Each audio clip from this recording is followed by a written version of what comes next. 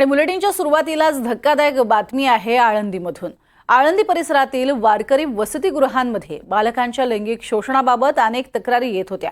याच प्रकरणी महिला आयोगाच्या अध्यक्ष रुपाली चाकणकर यांच्या आदेशानुसार अनधिकृत वारकरी शिक्षण संस्थांची तपासणी सुरू करण्यात आली आहे। पुढील 2 दिवसात 20 समिती सखोल चौकशी करणार आहेत आणि आपला अहवाल सादर करणार आहेत। या प्रकरणी अध्यक्ष आणि 2 सदस्य अशी 3 सदस्यांच्या एकूण 20 समिती नेमण्यात आल्या। यामध्ये गटशिक्षण अधिकारी, बालविकास प्रकल्प अधिकारी, नायब तहसीलदार, प्रशासन अधिकारी, ग्राम महसूल अधिकारी, संरक्षण अधिकारी, समुपदेशक, विधी सल्लागार, शिक्षक, मुख्य सेविका यांचा यात समावेश आहे।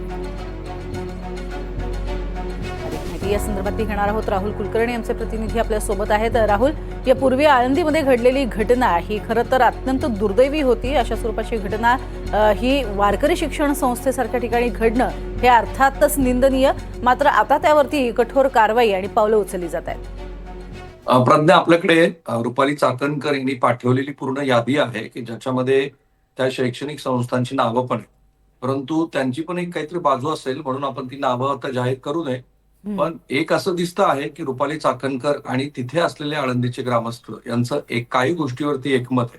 कारण आपले सूरज कसबे हे जे पिंपरी चिंचवडचे प्रतिनिधी आहेत त्यांनी तिथे ग्राउंड रिपोर्ट्स केल्यानंतर असं लक्षात आलं की एकतर तिथे बऱ्याचशा संस्था ह्या अनधिकृत आहेत। दुसरं असं आहे की तिथे मुलांची वेगळी वारकरी शिक्षण संस्था आहे, मुलींची वेगळी आहे, आणि मुलं आणि मुलींची पण एकत्रित अशी वारकरी शिक्षण संस्था आहे। आता वारकरी शिक्षण संस्थेमध्ये आपल्याला साधारणपणे अपेक्षित असलेलं शिक्षण आहे ते वारकरी संप्रदायाशी निगडीत, पण पुन्हा ते आळंदीतलं आहे।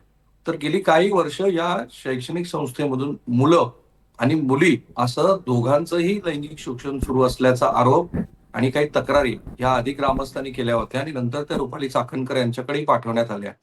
त्यांनी 2 दिवसापूर्वी ती बैठक घेतली आणि 48 तासाची मुदत दिलेली होती, परंतु त्या मुदतीमध्ये काही झालेलं दिसत नाहीये।